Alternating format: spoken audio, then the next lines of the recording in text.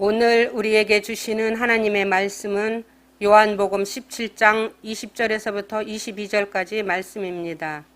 내가 비옵는 것은 이 사람들만 위함이 아니요 또 그들의 말로 말미암아 나를 믿는 사람들도 위함이니 아버지여 아버지께서 내 안에 내가 아버지 안에 있는 것 같이 그들도 다 하나가 되어 우리 안에 있게 하사 세상으로 아버지께서 나를 보내신 것을 믿게 하옵소서.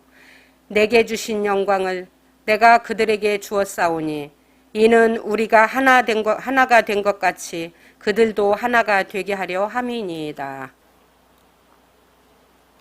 예수님의 기도 내용으로만 채워져 있는 요한복음 17장을 보면 예수님께서 많은 기도 제목을 다루신 것을 알 수 있습니다. 그 중에서 예수님께서 2번에 걸쳐 반복해서 기도하신 내용이 있는데 그것은 바로 제자들의 하나됨을 위한 기도였습니다. 오늘 읽은 본문 요한복음 17장 21절과 22절에서 확인할 수 있죠. 그렇기 때문에 예수님의 제자로 부름받은 우리는 하나가 되기 위해 힘써야 합니다. 하지만 이러한 하나됨은 세상에서 흔히 생각하는 그런 획일성을 얘기하는 게 아닙니다. 자, 예수님께서 과연 어떤 하나됨을 말씀하셨는지 요한복음 17장 21절을 다시 살펴보죠. 이렇게 기도하십니다. 아버지여, 아버지께서 내 안에 내가 아버지 안에 있는 것 같이 그들도 하나가 되어 우리 안에 있게 하사. 자, 예수님께서 제자들에게 바라신 하나됨은 아버지께서 내 안에, 그러니까 예수님 입장에서 또 예수님이 아버지 안에 있는 것과 같은 그런 신적인 하나됨을 의미하는 것입니다. 차원이 다르죠. 우리가 그냥 같은 정치관 아니면 같은 인생관, 같은 어떤 사상을 가지고서 하나 되는 것과는 전혀 별개의 하나됨입니다. 쉽지가 않아요. 자, 이런 신적인 하나됨을 이룬다는 것은 단지 교회 공동체 안에 속해 있다는 것만으로 자연스럽게 이루어지는 것이 아닙니다. 자연히 우리는 이 말씀에 대해서 부담감을 가질 수밖에 없죠. 과연 이런 신적 하나됨을 누가 이룰 수 있을까? 정말 믿음으로 충만한 사람들만 모여 있어야만 할 것 같은데 과연 우리 교회는 다른 성도들은 몰라도 나 자신만 보더라도 과연 내가 그 일을 감당할 수 있는 한 일원이 될 수 있을까? 우리는 자신 있게 대답하지 못합니다. 그럼에도 불구하고 우리는 이런 신적인 기원을 둔 하나됨을 추구해야만 합니다. 이것이 우리를 향한 하나님의 뜻이고 우리를 향한 예수님의 기도 제목이기 때문이죠. 그렇다면 이 일이 반드시 이루어져야만 하고 이루어질 수밖에 없는 이유를 확실히 알기 위해서 우리는 이 영적인 하나됨의 한 부분으로서 우리 각 사람이 과연 그 일을 감당할 만한 사람인지를 확인할 필요가 있습니다. 우리가 잘 알고 있는 로마서 8장 28절 말씀입니다. 하나님을 사랑하는 자, 곧 그의 뜻대로 부르심을 입은 자들에게는 모든 것이 합력하여 선을 이루느니라. 우리는 이 말씀을 암송할 때, 이 말씀을 들을 때 특히 모든 것이 합력하여 선을 이룬다라는 이 부분에 마음이 많이 갑니다. 하나님께서 말씀하신 것이기 때문에 이 일은 반드시 이루어지겠죠. 그럼에도 불구하고 우리의 삶을 돌아보면 우리의 신앙 여정이 늘 모든 것이 합력한 선을 이룬 것 같다고 자신 있게 말할 수 있나요? 쉽지가 않아요. 왜 그럴까요? 네, 우리의 기준에서 봤을 때는 아직 이루어지지 않은 일들이 많기 때문이에요. 하지만 이 일은 반드시 이루어집니다. 어떠한 일이 우리에게 일어나든 우리에게 일어난 그 모든 일들은 결과적으로 다 유기적으로 하나가 되어서 하나님께서 계획하신 선한 결과를 이룹니다. 그러려면 전제가 있어요. 처음에 뭐라고 말하나요? 하나님을 사랑하는 자요. 하지만 성경이 분명히 말하는 것은 우리가 먼저 하나님을 사랑한 게 아니라 하나님께서 우리를 먼저 사랑하셨다고 말씀하시죠. 자, 그렇기 때문에 우리가 어떤 지식을 기반으로 해서 우리의 여러 가지 사상을 집대성해서 하나님은 과연 나의 사랑을 받을 만한 분이구나라고 결정한 다음에 하나님을 사랑할 때 그 다음부터 우리에게 일어나는 일들이 합력한 선을 이룬다는 게 아니에요. 우리는 태생적으로 하나님을 사랑할 수 없는 존재들이었어요. 잠시 뒤에 살펴볼게요. 그러려면 그렇기 때문에 우리가 하나님을 사랑해야만 모든 일이 합력하여 선이 이루어지는데 그러면 그 일 이전에 어떤 일이 또 먼저 있어야만 해요. 그게 무엇인가요? 부르심이 있어야 돼요. 하나님을 사랑하는 자가 먼저 나왔지만 결과적으로는 하나님께서 우리를 먼저 당신의 자녀로 불러주셔야만 우리가 그 사랑 안에 거하게 되고 그 사랑을 깨달아 알고 그 감격으로 하나님을 사랑할 수 있게 되는 겁니다. 자, 부르심을 받았다라는 것은 또 그 이전에 우리 현재 부르심 받은 이 상태가 있기 전에 우리가 다른 것에 혹은 다른 곳에 소속이 되어 있었음을 의미하죠. 그 답을 골로새서 1장 13절에 말합니다. 우리는 원래 흑암의 권세 아래 있었어요. 하나님께서 흑암의 권세 아래 있는 우리를 거기서 건져내셔서 당신의 사랑하시는 아들의 나라로 옮겨주셨다고 말하고 있습니다. 우리는 원래 흑암의 권세 아래 있었어요. 아무것도 볼 수 없는 죄로 가득한 세상에서 그냥 죄 짓는 일에 익숙한 채 살고 있었습니다. 죄의 값은 사망이죠.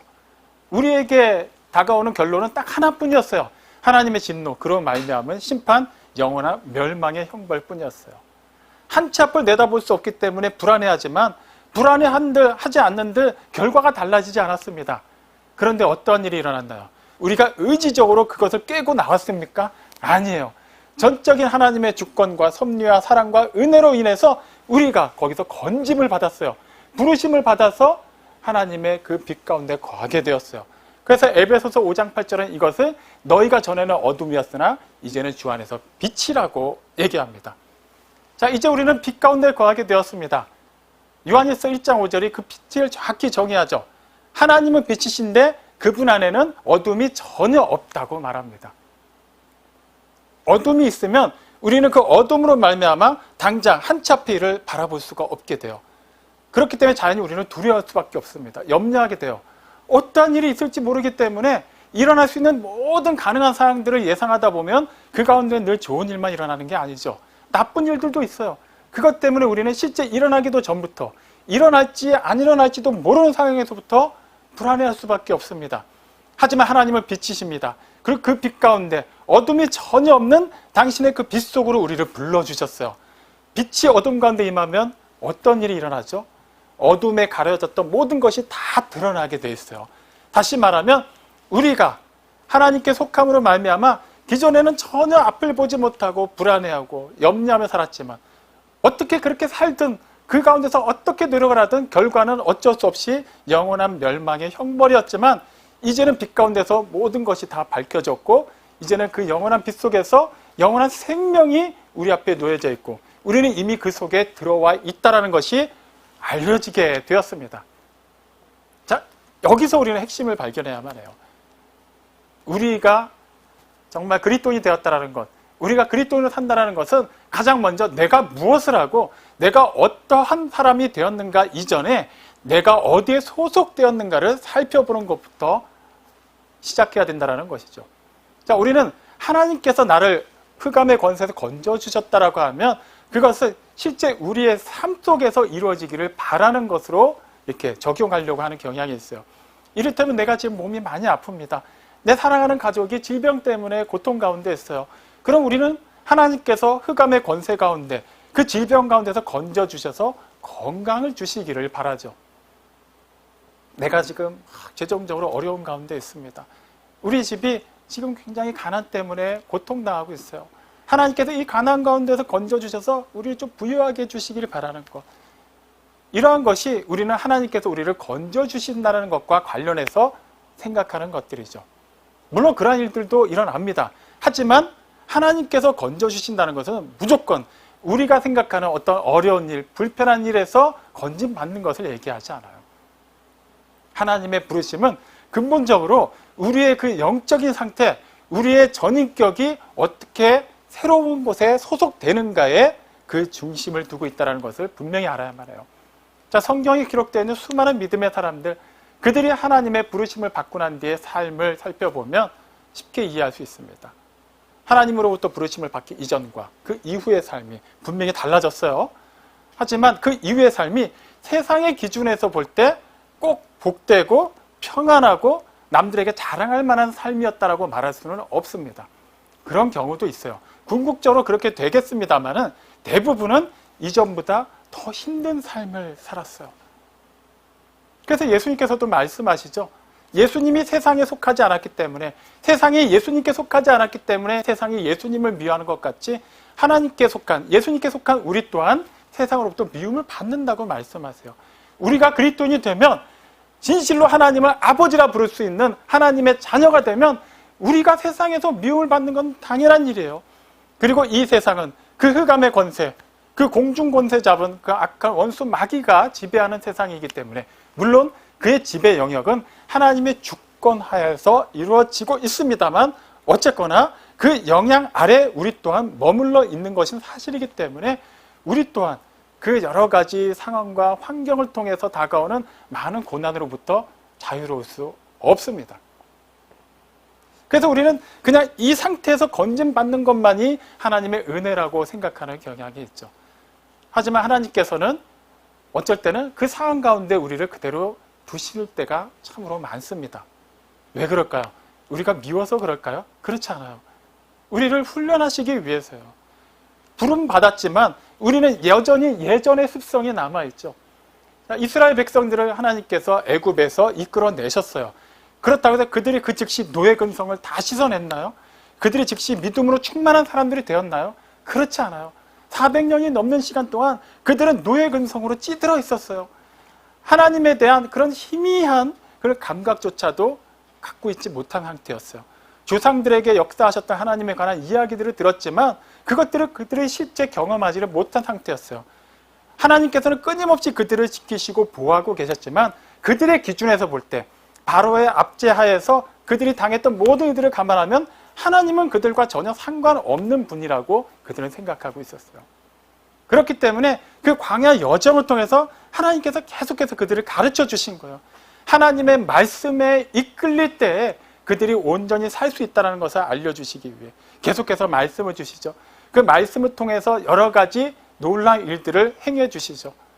그렇게 신명기 8장 3절이 그 상황을 얘기합니다. 사람이 떡으로만 살 것이 아니요 여호와의 입에서 나오는 모든 말씀으로 살리라. 하나님께서 이 말씀을 주실 때 만나에 관한 것을 설명하면서 이 말씀을 주셨어요. 그들이 그 광야 40년 여정 동안에 무엇을 양식으로 삼고 살 수 있었죠? 만나였어요.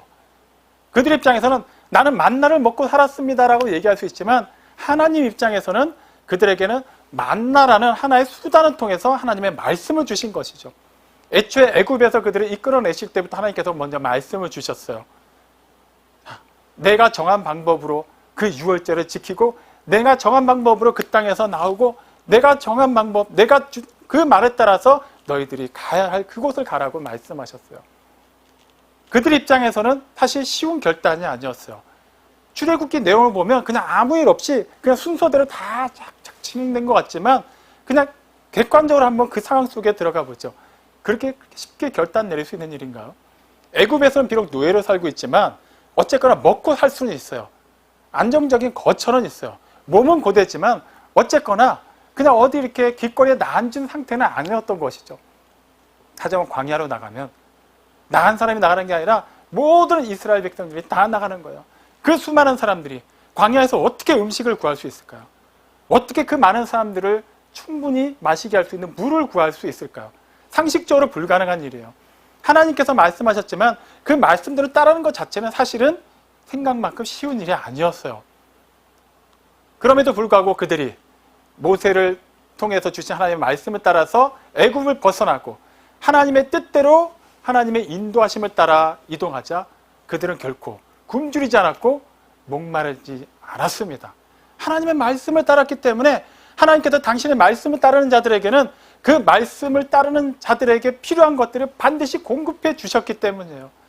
그래서 그들에게 그 만나, 너희가 만나만을 먹고 사는 것이 아니라 결과적으로 이 만나를 통해서 이 반석에서 나오는 물을 통해서 살았지만 그 핵심은 너희가 내 말을 따랐기 때문이다라는 것을 알려주신 거예요.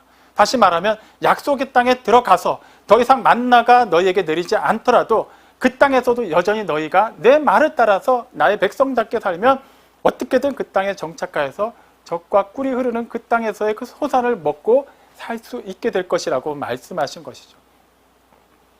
이렇듯 하나님께서는 그 당신의 말씀을 우리에게 주시고 그 말씀을 따르는 자는 하나님께서 반드시 책임져 주신다는 것을 알려주셨어요.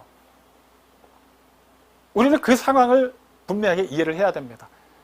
내가 예수를 열심히 믿는데 내가 그렇게 기도를 많이 하는데 왜 이 고질적인 질병에서 고침받지 못하는 것일까? 왜 이 가난의 문제가 해결되지 않는 것일까?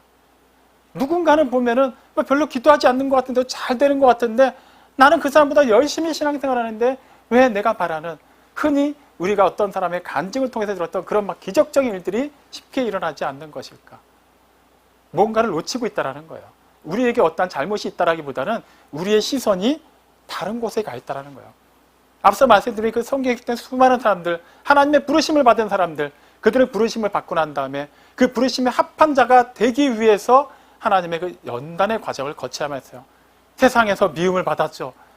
하나님의 말씀을 따라 살기 때문에 외톨이가 되어야만 했어요. 심지어는 그 말씀을 전한다는 이유만으로 죽임을 당하기까지 했어요. 그럼에도 그들이 그러한 환난 가운데서도 흔들리지 않고 주어진 길을 갔습니다. 이유가 무엇인가요? 자신들의 소속을 알았기 때문이에요. 흑암의 권세 아래 있지 않고 이제는 빛이신 하나님 안에 있기 때문에 하나님께서 비춰주신 그 모든 것 안에서 그 앞에 있는 장애물들, 너머에 있는 영원한 것을 보았기 때문에 그들은 잠깐 있는 이 일들, 고난이라고 여겨지는 이 일들, 지나가고 사라지고 말 이 일들에 대해서 마음 뺏기지 않았어요. 그것이 우리에게도 요구되는 믿음이에요. 우리에게 주신 그 말씀이 계속해서 그 영원한 하나님의 나라를 향해서 나아가게 합니다. 우리는 분명히 알아야 되는 것이 그냥 이 세상에서는 어떻게 그냥 세상과 연합하여 살다가 이 세상을 이별하는 날, 그때서야 비로소 하나님 나라에 들어가는 게 아니에요. 우리는 이미 임한 하나님의 나라에 속하여 살고 있어요. 하지만 아직 완전히 임하지 않은 하나님의 나라를 향해서 나아가고 있습니다. 이 긴장 관계 속에 있다는 것을 알아야 돼요. 좀 더 쉽게 비유로 말씀드리죠. 2002년 월드컵 다 기억하시죠? 저는 그때 대한민국이 이제 참여했던 그 경기 가운데 이탈리아전이 가장 인상적으로 남아 있습니다. 이탈리아전만 유일하게 제가 생중계로 보지 못했어요. 개인적인 사정이 있어서 생중계로 보지 못하고 결과를 이미 안 상태에서 늦은 시간에 다시 재방영하는 것을 보았습니다. 저는 그 시합을 보는 과정 중에 막 이렇게 굉장히 스릴이 있죠. 막 아슬아슬하게 골을 넣을 뻔했는데 못 넣은 경우도 있고, 역습을 당했는데 간신히 막은 경우도 있고, 결과적으로는 0대1로 후반전 막판까지 끌려가는 그 과정을 계속해서 지켜봤어요. 저 또한 잠깐 긴장하기도 하고 이렇게 환호성을 지르기도 했어요. 하지만 그렇게 크게 감정이 기복을 일으키지 않았습니다. 왜 그랬을까요? 결과적으로 대한민국이 이긴다는 것을 알고 봤기 때문이에요. 지금 그 시합을 보고 있는 제 입장에서는 아직 시합이 끝나지는 않았어요.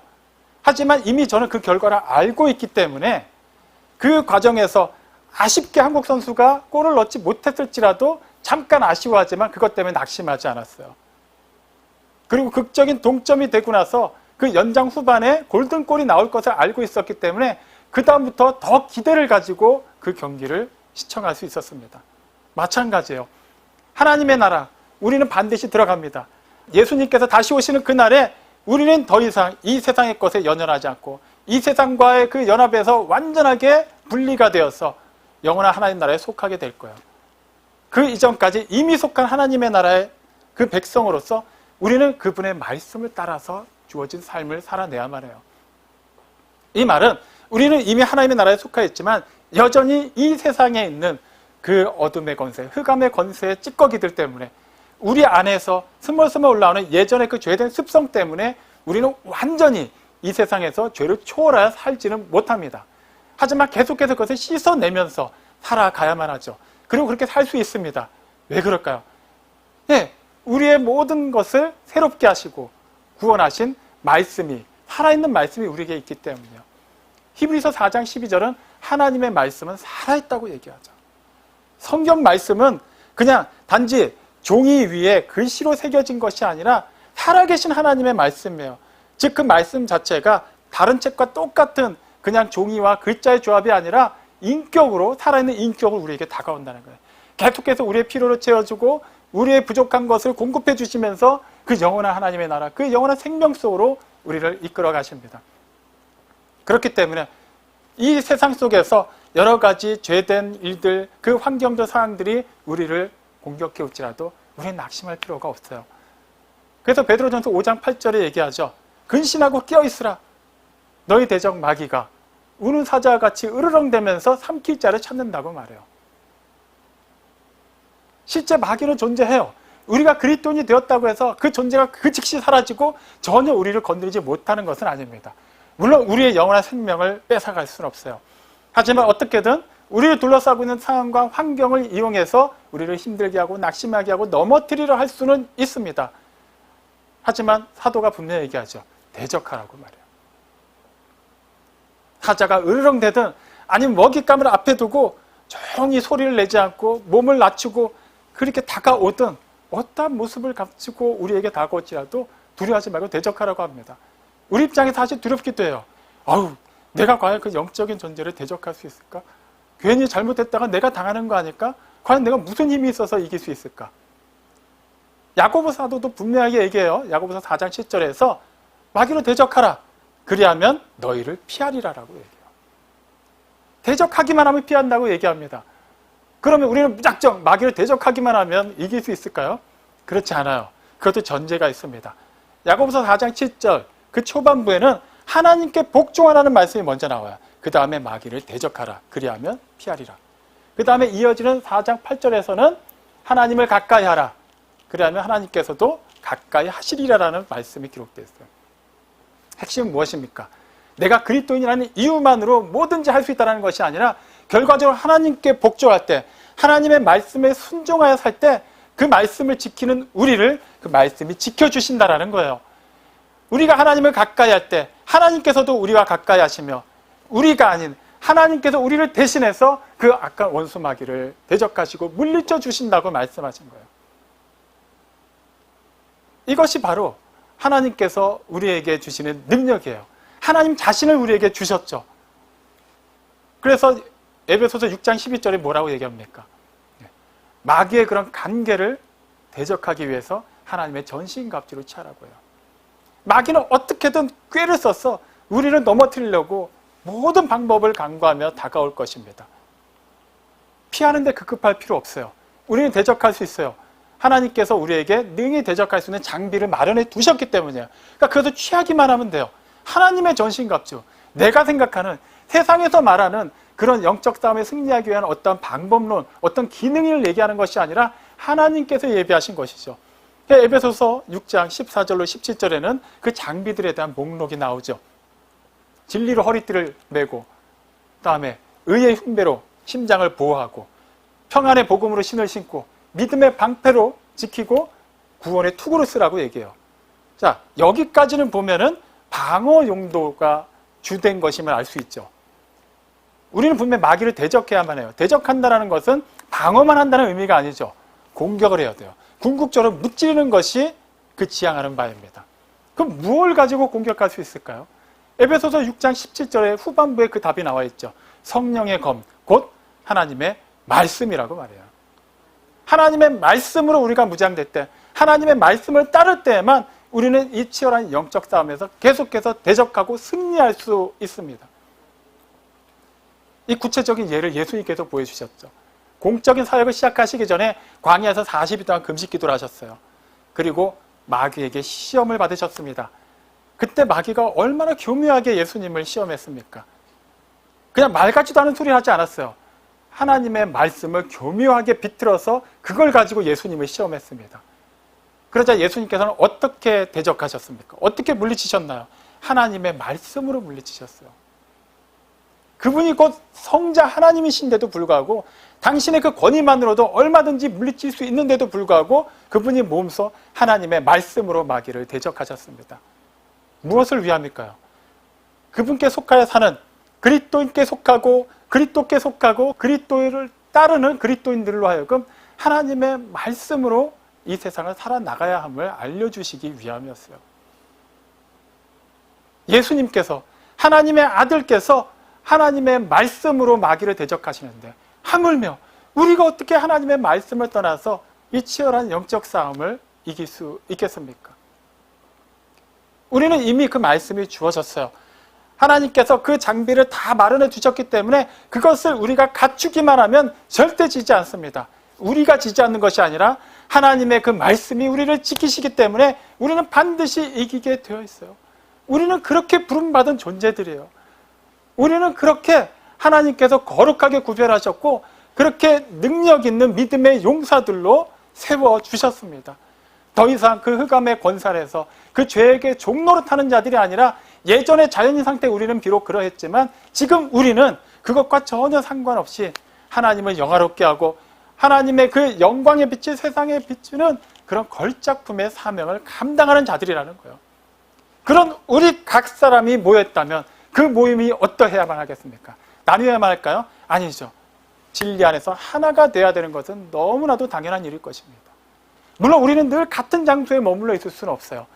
이 예배 시간, 이 예배당 안에서는 함께 있을 수 있지만 우리는 이 예배가 끝나고 나면 각자 가야 할 곳, 자신의 그 삶의 터전으로 보금자리로 돌아가야만 합니다. 그것이 정착지가 아니죠. 또 내일부터는 각자의 일터로 흩어지게 됩니다. 여러 만남 속으로 들어가야만 해요.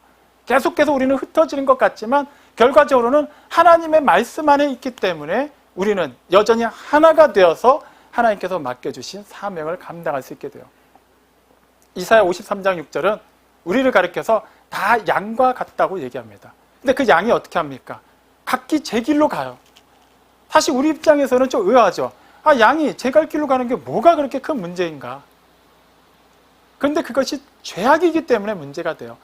그 제 길로 갔다라는 것을 원문의 의미 그대로 해석하면 자기 마음대로 놀아놨다라는 의미가 돼요. 다시 말하면 많은 길이 있지만 하나님께서 인도하시는 길은 한 길임에도 불구하고 내 마음대로 하나님의 말씀을 따르지 않고 내가 주인이 되어서 마음대로 놀아놨다라는 거예요. 그 결과 우리는 죄를 범하게 되고 사망에 이르게 됩니다. 근데 요한복음 10장 27절에서 예수님은 내 양은 내 음성을 듣고 나는 그를 알며 그는 나를 따르느니라라고 말씀하세요. 똑같은 양이에요. 자, 이사야가 말할 때는 양이고 예수님께서 말씀하실 때는 우리가 갑자기 뭐 사자나 독수리가 된 게 아니에요. 양이라는 그 본질 자체가 변하지 않았지만 뭐가 변했나요? 소속이 변했어요. 그전엔 세상의 주인이었고 나 자신이 주인이었는데 이제는 예수님이 우리의 주인이 되십니다. 기존에는 예수님께서 인도하시는 그 유일한 생명의 길을 벗어나면 우리는 다 죽을 수밖에 없었지만 이제 예수님을 따라가면 심지어 사망의 음침한 골짜기를 다닐지라도 우리는 해를 두려워하지 않게 되었어요. 예수님이 곧 유일한 길이요 진리요 생명이 되어주셨고 그 생명의 길로 우리를 이끌어 가시기 때문입니다. 우리 각 사람은 그 생명의 길을 가는 사람들이에요. 그렇게 보면 나 한 사람만의 개인적인 일처럼 생각되지만 결과적으로는 그분 안에서 우리가 모두 그렇게 하나가 되어서 나아가고 있는 것입니다. 나는 유일한 생명의 길이 이 길인데 다른 누군가에겐 다른 길이 주어진 게 아니에요. 한 길이에요. 다른 길이 있을 수가 없습니다. 그래서 로마서 12장 5절이 분명히 얘기하죠. 많은 사람이 그리스도 안에서 하나가 되어 서로 지체가 되었다라고 얘기해요. 우리 개개인만 놓고 보면 우리는 다양하죠.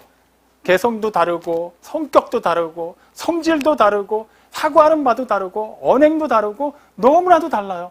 어떠한 것 하나의 기준을 삼아서 하나가 되려고 한다면 완전하게 하나가 되기는 여간 힘든 일이 아닙니다. 하지만 우리가 하나가 될 수 있는 근거는 무엇인가요? 그리스도 안에 있을 때. 그래서 고린도 교회를 향해서 바울이 얘기하죠. 고린도전서 12장 12절에 보면 몸은 하나인데 지체는 많다고 얘기해요. 그러니까 실제 그 원론적인 얘기를 하죠. 우리는 한 몸을 가지고 있지만 그 몸에는 다 눈만 있는 게 아니에요. 다 손만 있는 게 아니에요. 각 지체가 있어요. 하지만 이 다양함 속에서도 우리는 한 몸을 보죠. 마찬가지예요. 고린도전서 12장 27절이 그걸 가지고 얘기합니다. 너희는 그리스도의 몸이요 지체의 각 부분이라. 자, 우리 하나하나만 놓고 보면 나는 손이고 쟤는 발이니까 쟤랑 나는 다른 애라고 생각할 수 있지만 그리스도 안에 있으면 우리는 하나라는 거예요. 그 하나됨을 이끌어가는 원동력이 무엇입니까? 요한복음 15장 7절에 예수님의 말씀을 참고할 필요가 있어요. 너희가 내 안에 내 말이 너희 안에 거하면 무엇이든지 원하는 것을 구하라. 그리하면 이루리라. 핵심이 무엇입니까? 원하는 것을 이루기 위해서 어떻게든 하나님의 말씀을 묵상하라는 건가요? 아니에요.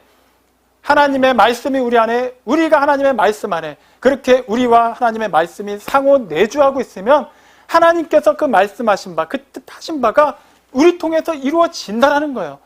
하나님께서 우리가 하나 되기를 바라시는 그 일은 하나님의 말씀이 우리 안에 거할 때, 내 안에만 거하는 것이 아니라 우리 각 사람 안에 거할 때, 또 나만이 하나님 말씀 안에 거할 때가 아니라 우리 각 사람이 그 말씀 안에 거할 때 온전히 이루어진다는 거예요. 그렇기 때문에 포에마 우리 교회는 매일같이 정해진 하나님의 말씀을 보는 겁니다. 똑같은 내용인데 성경 일독하고 나면 그 이상 있는 게 무슨 의미가 있을까요? 문자적으로만 보면은 그 내용이 달라지진 않아요. 하지만 그 살아있는 말씀, 그 말씀 안에서 역동하시고 또 인격으로 우리에게 다가오신 하나님께서 날마다 새롭게 우리에게 감동을 주시고 은혜를 주시고 또 그 모든 섭리 안에서 하나가 되게 하셔서 하나님의 크고 비밀한 일을 체험하고 우리를 통해서 누려지고 증거되게 하십니다. 그렇기 때문에 우리는 계속해서 하나님을 알고 하나님을 만나기 위해서 말씀을 봐야만 해요. 그 말씀에 의거해서 기도해야만 하고 그 기도한 바를 삶으로 살아낼 수 있어야만 합니다. 우리의 능력으로 하는 게 아니에요. 우리에게 말씀하신 하나님, 우리 안에서 역사하시는 그 말씀이 반드시 그 일을 이루십니다. 그렇게 우리에게 일어나는 모든 일이 합력하여 선을 이루게 하시는 것이죠. 그 하나님 안에 있다면 우리가 성별이 다르고 나이가 다르고 고향이 다르고 최종 학력이 다르고 소득 수준이 다르고 뭐 철학이 다르고 정치관이 다른 게 무슨 소용이 있겠습니까? 그 다양함이 있을지라도 그것 때문에 나눠지는 것이 아니라 억지로 하나 되기 위해서 획일성을 추구하는 것이 아니라 그 다양함이 다름이 아닌 통일성을 이루게 하는 것, 그것이 하나님의 우리를 향해서 주신 뜻이에요. 우리의 하나됨을 바라시며 하나됨을 명하시며 하나님께서 계획하신 바입니다. 바울이 고린도 교회에 편지를 쓸 때 그 이유가 있었죠. 일단 고린도 교인들은 보통 사람들이 아니었어요.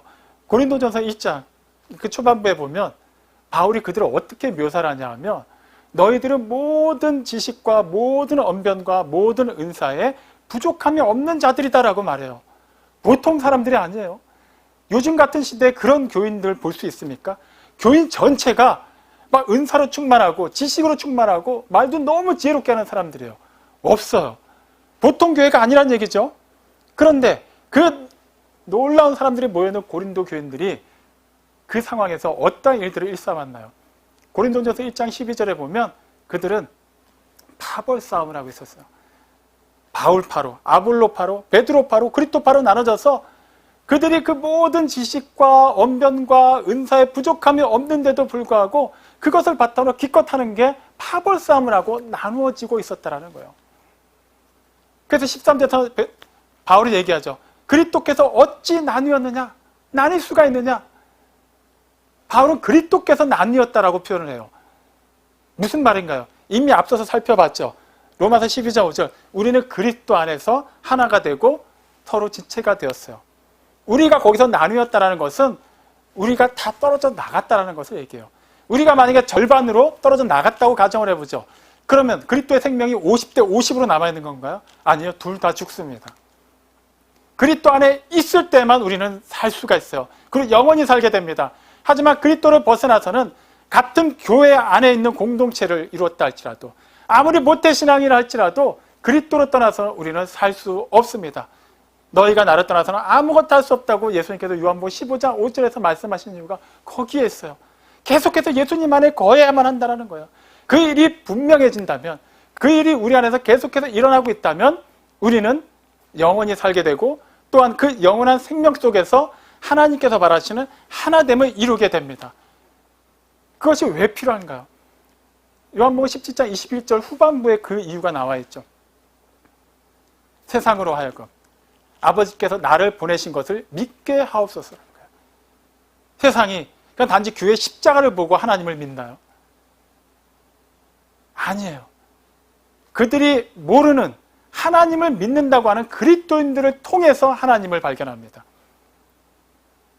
자기가 아는 그리스도인들이 맨날 반목하고 싸우고 부정적인 얘기를 하고 그 가정이 막 굉장히 평화롭지 못하고 그가 다닌다는 교회에서 계속 무슨 문제가 일어나고 있고 그 교회가 어떤 정치적인 이슈에만 그냥 몰입해가지고 세상에서 그런 여러 가지 눈살을 찌푸리는 일을 하고 그런다면 과연 그런 하나됨을 보고 사람들이 하나님을 볼 수 있을까요? 예수님께서 하나님께로부터 보내심을 받은 이 세상의 구세주라는 것을 볼 수 있을까요?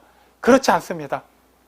마태복음 5장 그 4절, 16절에 보면 예수님께서는 또 우리를 가리켜서 뭐라고 얘기하십니까? 예, 빛으로 부름받은 자들이라고 말씀하세요. 너희는 세상의 빛이다라고 말씀하시죠. 빛으로 불러주셨어요. 우리가 원래 빛이기 때문에 너는 빛이었구나라고 말씀하신 게 아니라 원래는 우리가 어둠에 속해 있었는데 이제는 빛이 되었어요. 이제 빛으로 부르심을 받았습니다. 그 역할이 무엇인가요? 네, 세상으로 하여금, 세상 사람들로 하여금 우리의 빛이, 우리가 그 비추는 그 빛을 보고 우리의 그 착한 행실을 통하여서 하늘에 계신 하나님 아버지께 영광을 돌리게 하는 것, 그것이 우리를 빛으로 부르신 하나님의 목적이에요. 우리가 스스로 빛을 내는 것이 아니라 우리가 그 빛 대신 하나님께 속하고 그 빛이신 말씀을 따라 살고 그렇게 그 안에서 유기적으로 하나가 되어서 생명 공동체로서 그 역할을 감당할 때 우리는 비로소 세상에 하나님을 나타낼 수 있게 됩니다. 베드로전서 2장 9절 말씀입니다.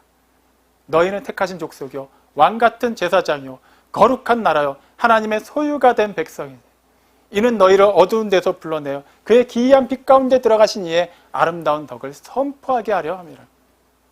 단지 우리가 제사장이 되고 왕같은 제사장이 되고 거룩한 나라가 되고 하나님께서 택하신 족속이 되었다고 해서 그 자체가 나를 위한 자랑이 되는 것이 아니라 그 궁극적인 목적이 우리가, 내가 아닌 우리가 그 놀라운 사역을 위해 놀라운 그 소속감을 갖게 된 근본적인 이유는 우리를 통해서 하나님의 그 기이한 빛, 하나님의 그 놀라운 덕을, 아름다운 덕을 선포하게 하시겠다라는 거예요. 사랑하는 성도 여러분, 우리는 다양합니다. 우리는 다릅니다. 하지만 그 다름에도 불구하고 우리는 하나가 될 수 있습니다. 그것은 바로 우리가 말씀 안에 거할 때, 오직 말씀을 벗삼아서 살 때, 그 말씀에 이끌려서 살 때 가능한 일입니다. 우리는 반드시 그렇게 살아야만 하고 그렇게 살 수밖에 없도록 지음받았고 부르심을 받았습니다. 말씀을 볼 수 있는 것, 말씀을 묵상하는 것, 말씀을 지키는 것은 우리에게 의무요, 우리에게 큰 짐이 아니라 무엇보다도 우리에게 놀라운 특권이라는 사실을 잊지 마십시오. 사람이 떡으로만 사는 것이 아니라 여호와 입에서 나오는 모든 말씀을 살 것이라. 이 말씀은 애굽 사람들, 가나안 족속들에게 주신 말씀이 아니라 하나님의 백성에게 주신 말씀이라는 것을 기억하십시오. 하나님과의 수직적인 관계, 사람들 사이에서의 수평적인 관계를 온전히 이루기 위해 하나님을 사랑하고 이웃을 사랑하기 위해 우리는 한 가지를 택하면 다른 것이 분명히 이루어진다는 것을 알아야만 해요. 사람을 사랑하고 세상을 사랑하는 것만으로는 그렇게 하나를 이룰 수 있지만 여전히 하나님과의 수직적인 관계는 그 자리에 머물 수밖에 없습니다.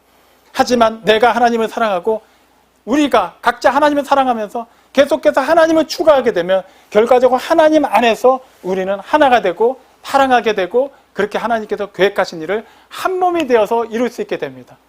이 놀라운 하나님의 계획 속으로 들어온 포에마 우리 교회 성도들, 하나님의 말씀을 따라서 살고 하나님의 말씀을 실천하고 그 말씀이 이루시는 그 일에 한 몸이 되어서 동참하고 그렇게 하나님을 영화롭게 하는 우리 모두가 되기를 주님의 이름으로 축원합니다. 아멘.